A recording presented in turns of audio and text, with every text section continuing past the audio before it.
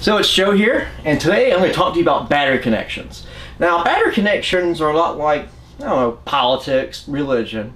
Everybody has their personal views and they think that they're right and everybody else is wrong. So I'm here to tell you today about my religion slash political view slash battery connection style.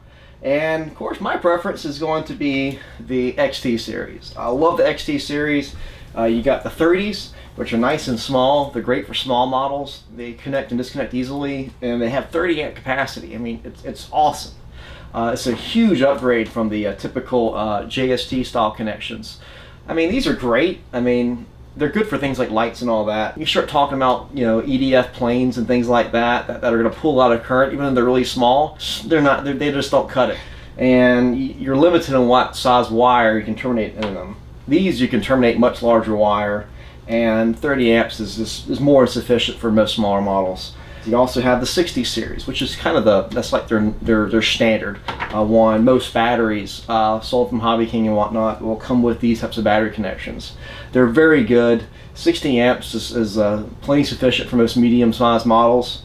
They don't take up a whole lot of room. They're not physically that big. And you also have the XT90 series. And the 90 series, of course, they're substantially larger. They have a higher current capacity, although the increase in current capacity does not seem to be consistent with the physical footprint. Much larger connection. There's other types of connections out there that are really popular. You have the old Dean's connections. I don't really use Dean's, but I do have this particular device that has Dean's, and Dean's they're pretty good. I guess that would be the next step. A lot of people, I guess, with American model companies with Dean's, and they have pretty good current capacity of a small footprint. What I don't like about them is that they unplug too easily. There's also potential, although not a huge risk, but you can have it where it's partially plugged in and a wire, you know, music wire, linkage, whatever comes in, shorts it out, blows your battery up, catches on fire, horrible things happen. It's not likely, but it is not protected. With the XT series, they are protected. You can, no matter where they are plugged in, they're going to be completely sealed. And like the Dean's, they're done in such a way where you can't plug two batteries into themselves. Now, you think that, you know, that's a problem?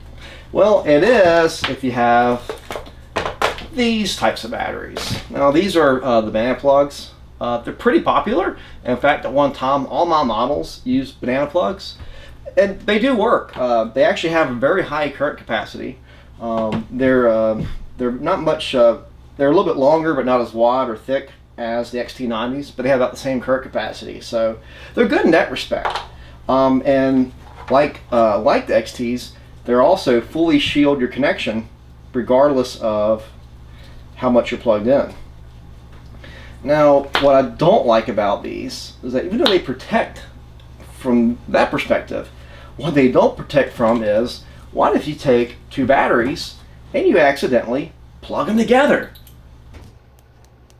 Uh-oh. No! I just blew up my battery and potentially cause a fire. So, ooh, that stinks.